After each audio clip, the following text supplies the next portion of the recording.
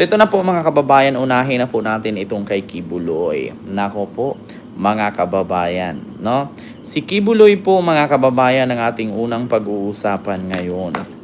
Nako, ano nga ba itong kay Kibuloy, Ken? Nako, si Rodolfo Martinez and kay Dennis. Sir Dennis and kay Stephanie ba? Ayan, Stini Paniga. Ayan, may love shout out po. Ayan po, Ma'am Maria. Hello po. So ito yun ngayon mga kababayan, yung ating pag-uusapan. Yung patungkol nga dito kay Kibuloy. Good news po ito ha. Mga kababayan, sa mga hindi po nakakaalam, no? Ito po ang ating pag-uusapan ngayon na ginagrant na po ang extradition ni Kibuloy. Anong ginagawa ni Kibuloy sa Amerika, Sir Ken? Ma'am Erlinda, kasi ganito po. Sa mga hindi po nakakaalam at lalong-lalo po sa mga nakakaalam, pasensya na po ha. Si Ma'am Erlinda hindi niya po alam kung ano daw pong gagawin ni Kibuloy sa Amerika. Ma'am, si Kibuloy po ay wanted po yan ng Amerika noon pa, nung panahong presidente pa si Digong. Ngunit sapagkat bagamat di umano, siya po ay most wanted list ng FBI sa Amerika, ay dahil po may ginawa po itong krimen doon sa Amerika. Ngayon mga kababayan, hindi po si Kibuloy makulong-kulong or maari-aresto dahil po nasa likod po siya ng makapangyarihang kamay ni Duterte. Hindi po basta-bastang mahuli dito si Kibuloy, mga kaibigan, mga kababayan, at mga kadidiis na bubo dyan. Hindi po siya basta-bastang naaresto nung panahon na yon kasi si Digong po ang may hawak ng Pilipinas. So, dugtong bituka po sila ni Digong at saka tinuring na po niyang jowa si Digong. Oo, kaya hindi po siya naaaresto po. So, ngayon mga kababayan, dahil po siya po ay noong 2011, siya po ay wanted po ng FBI sa Amerika, hindi siya basta-bastang mahuli kasi nga powerful nung time si Digong. So ngayon mga kababayan, ay dumating na po ang panahon na si Digong ay wala na sa power at bumaba na sa pwesto, pagiging presidente at nakulong na nga sa dahig, 'di ba? Ito po sila yung magkaibigan, si Digong at si Kibuloy, at dugtong bituka po sila. Ngayon mga kababayan ay bumaliktad na po ang kanilang mundo na kung saan dating nasa taas sila at ngayon nasa baba na po. So sa ibig sabihin mga kababayan, ang ibig kong sabihin ay si Digong at si Kibuloy ay binalikan po ng karma. Na karma si Digong nakulong sa Netherlands sa dahig, si Kibuloy naman ngayon ay ikukulong naman sa Amerika. Sana all, mga big time criminal sa Philippines, kinukulong sa ibang bansa. Mapapasana all ka na lang talaga. Sana all, bago ikulong, isasakay ng private plane, 'di ba? Tapos doon ang kulungan nila, merong TV, may computer, 'di ba? May kutsyon, may kama, may sarili sang kwarto. Samantalang pag dito ka sa Pilipinas ikulong ay meron kang kubol, makapag-concert pa si Sharon Cuneta sa kulungan mo. Totoo 'yan. 'Di ba? Sa panahon ni Bantag. So ngayon mga kababayan, magbayad na talaga si Kibuloy sa kanyang kasalanan. Sana isusunod na si Bongo. Hayaan na lang po natin malapit na po yan. So ito po mga kababayan, ipapakita ko sa inyo ang patunay na granted na po ang extradition or US extradition request for Apollo C. Kibuloy has finally granted. Ginagrant na po. Oo, Ma'am Scarlett Barcelona, social po sila. Kung saan ikulong po sila sa Amerika at sa Netherlands. Sana all. So ito po mga kababayan, panoorin po natin at pakinggan po natin ang naturang balita na kung saan po mga kababayan. Ito po mga kababayan, Kibuloy, ayan. Kibuloy granted.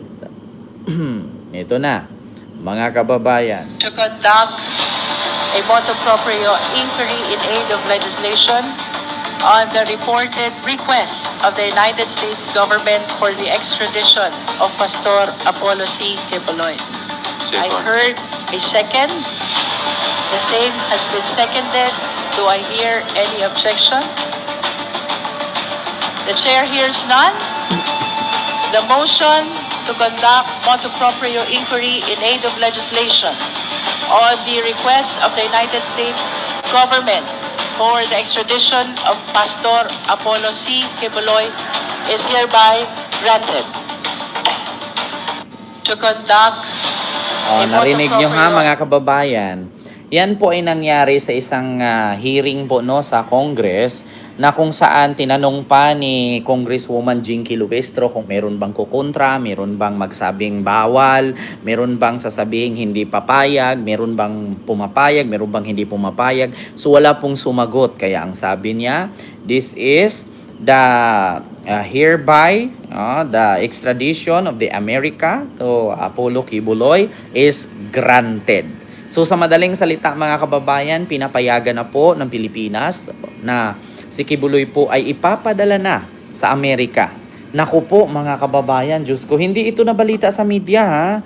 Hindi pa ito binalita sa media na ginagrant na ang kanyang extradition mga kababayan. Pero sa Congress po ay ginagrant na po. US extradition request for Apollo C. Kibuloy has finally granted. So sa mga hindi po nakakaalam mga kababayan, may ads po kayo mag-skip. So ito po, pinaghahanap ng FBI si Kibuloy. So ayan po siya. So Apollo Carrion Kibuloy, sasabuatan umanong makisali sa pangangalakal ng Sikh sa pamamagitan ng puwersa, pandaraya at pamimilit at pangangalakal ng Sikh ng mga bata. Pangangalakal ng Sikh ng pamamagitan ng puwersa, pandaraya at pamimilit, pagsabuatan, pagpupuslit at pagpupuslit ng maraming pera. Yan po ang kaso ni Kibuloy, mga kababayan, na siya po ay wanted sa FBI sa Amerika. No, so wag po kayo mag-skip ng ads mga kababayan, malaking tulong po 'yan. So ito po ang sabi, FBI wanted po yan si Kibuloy. So ngayon lang nagagrant ang kanyang extradition request, no? Pagkatapos po yan mga kababayan nung si PBBM po ay pumunta, no, nung nakipagkita po si PBBM sa White House ni Donald Trump. Alam niyo po yan mga kababayan. Nako po. Alam niyo mga kababayan, kapag mayroong isang wanted sa Pilipinas, 'di ba, na pinaghahanap sa isang bansa, kapag ka si PBBM pumunta doon, expected na yan mga kababayan. Kung naalala ninyo, pumunta si PBBM sa Timor-Leste, pag uwi niya po ay si Tebes na aresto po. Nung pumunta po si PBBM sa Amerika, pag uwi niya po, ito po, si Kibuloy agad, no? Ay hinaanuhan siya ng extradition na dalhin sa Amerika. So meron talagang mga kababayan, mabilis ang aksyon, hindi man dinaan sa hadahas, hindi man dinaan sa gulpe, di ba? Or pag extrajudicial killings, ay dinaan po niya sa tamang proseso. Di ba? Totoo po ba na ibibigay na si Kibuloy? Nako, Mamirian Suba, kakasabi ko lang po, mag-rewind ka po ma'am, ibalik nyo po yan. Ma'am Agnes, hello po dyan sa Japan. Oo, so granted na po si Kibuloy mga kababayan, no? Klarong-klaro naman po, babasahin po natin dito ang comment section. Mga kababayan, basahin po natin yung comment section. Kamusta ang flood control? Alam ninyo, ito I will tell you frankly. Ito isang DDS na supporter ni Kibuloy nag-comment. Kamusta daw ang flood control? Alam niyo sa totoo lang, sa mga nagtatanong bakit sa flood control wala pang nakukulong. Ganito kasi ulitin ko sa inyo, ang kaso po ni Kibuloy 2011 pa lang to. 2025 na po to. Ngayon, 2025 na tayo. So kung babalikan natin ang usaping kumusta ang flood control wala pang taon. Pinoprocess pa lang yung kaso. Mamaya pag-usapan natin yung usaping flood control. Ang flood control na issue na yan, kaya wala pang nakukulong kasi pinoprocess pa, wala pang taon. Simula nung ibinulgar ni PBBM, iniimbestigahan, kinasuhan ang mga sangkot sa flood control, wala pang taon. Samantalang itong kaso ni Kibuloy ay November 2011 pa lang po ito. So 11, 12, 13, 14, 15, 16, 17, 18, 19, 20, 21, 22, 23, 24, 25, 14 years na po ito mga kababayan. So sa mga nagtatanong kung kumusta po ang flood control, bakit mas nauna si Kibuloy na ma-extradite? Putang ina ninyo mga DDS. 2011 pa lang po ang kaso ni Kibuloy. 2025 na ngayon. Almost 14 years pong nakalipas ito dahil sa pagtatakip ni Digong na hindi niya pinapayagang makapasok ang Interpol at arestuhin si Kibuloy sa Pilipinas kasi siya po ang nasa power. At take note mga kababayan, makapangyarihan po si Digong noon kasi hawak niya po ang Korte Suprema at ang Ombudsman. Kaya wala po talagang basta-bastang makapasok. Kung hindi po pipirmahan ni Digong ang request ng mga banyaga na katulad ng Interpol, wala pong mangyayari. 'Di ba? Mga kababayan. Ayan. So, ito sunod, sabi niya, "Kumusta ang flood control?" Ito naman, "Good job mga ma'am at sir," sabi ni Magno Agustin. Kainggit naman, buti pa si Kibuloy pa abroad-abroad lang. God is good talaga. Oh, 'di ba? Nice. That's good news. Congrats. The justice may serve for those victims. Ayan. So, yehey! Nice one. Tama lang po 'yan. Ito pa, "I am happy, the same time sad. It's a mixed emotion. Mahirap talaga gumawa ng labag sa batas. Maraming consequences." 'Di ba? And good news, good news, good news. Wow. Hi, hi, hi. Dalawang beses mo nang na-deny ang petition, buti si pastor makakapag-US agad. O, sabi niya, ako 2 beses dininay ang aking petition para makapagpunta ng US, pero buti pa si pastor nakakapag-US agad.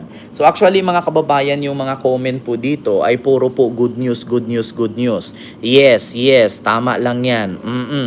Ayan, kung Luestro, kailangan ng matalino sa Senate. Ito, may nag-comment. Good job, US in God we trust. Hooray! Ayan, justice finally will serve. But what about the latest Supreme Court decision on extradition? Actually po mga kababayan, I will tell you frankly, itong mga extradition na nilabas po ng Supreme Court. Kasi marami pong nagtatanong mga kababayan, paano daw yung nilabas na bagong desisyon ng Supreme Court patungkol sa mga extradition? No, na sinasabi nila na kapag may inaristo or halimbawa isang politician tapos may kaso ka sa ibang bansa or doon ka ikukulong katulad kay Kibuloy at kay Digong. Mga kababayan, nauna na pong i-grant itong kay Kibuloy bago po na ilabas ang extradition, no, nitong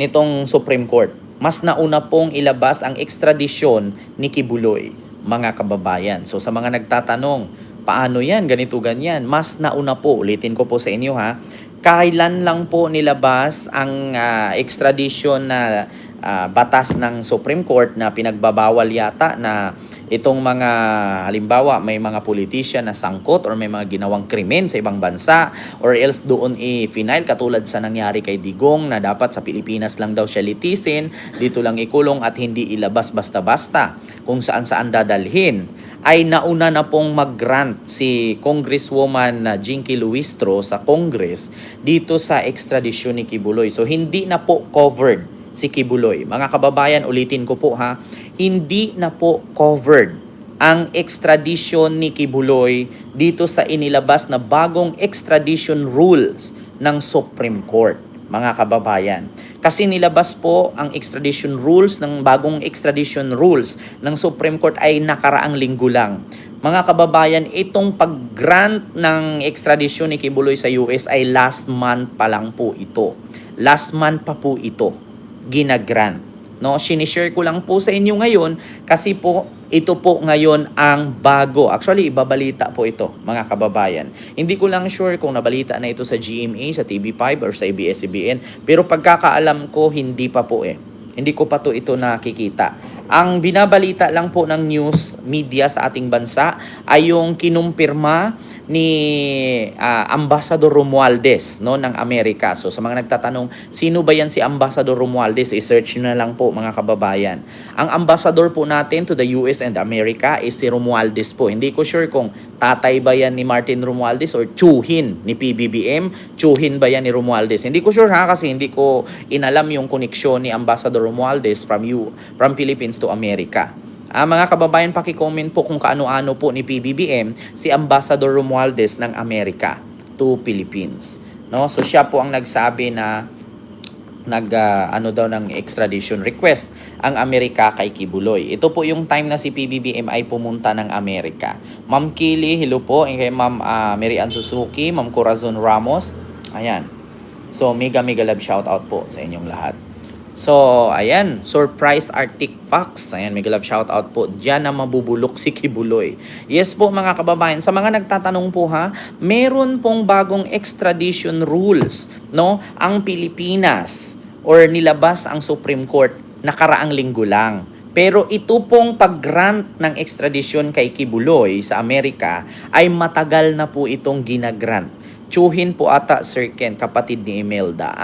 Kapatid ni First Lady Imelda Marcos pala, si Ambassador Romualdez ng Amerika. So siya po yung nagsabi na nagpadala daw po ng extradition letter ang Amerika kay PBBM, no? Nung pumunta si PBBM sa US, nung hinarap ni PBBM si Donald Trump. Ayan, mas okay na yan sa US na si Gibbs. O, di ba? American citizen ka, sana all. Di ba? Sipag talaga ni Kibuloy, di pa tapos yung kontrata sa Pilipinas, may bago na namang kontrata sa Amerika. Nako, kung napunta ng Europe to, bon voyage, di ba? Hasta la vista. Pag Spanish, pag Europe yata, bon voyage. Paano pag Philippines? Bon voyage, di ba? Bon voyage, Kibuloy. Di ba? US seeking Kibuloy extradition over trafficking fraud charge. So, yun po yun ha, mga kababayan, yung ating reaksyon patungkol dyan kay Kibuloy. Mamulay, tilo po, na ginagrant na po ang kanyang extradition at siya po'y ipapadala na sa Amerika. Magiging US citizen na po siya. Nako po, mga kababayan. Ala, Kibuloy, malaki ang mga titi ng mga nakakulong doon. Nako, good luck ka. Sa Pilipinas, kapag nakulong ka, okay lang kasi maliliit ang titi. Sa Amerika, naku, kailangan mo ng petroleum jelly or used oil doon. Naku, mabutas talaga yung bahay, taihan mo niyan. So, eto na nga, sunod mga kababayan. Diba? Extradite na yung kultong DDS na yan.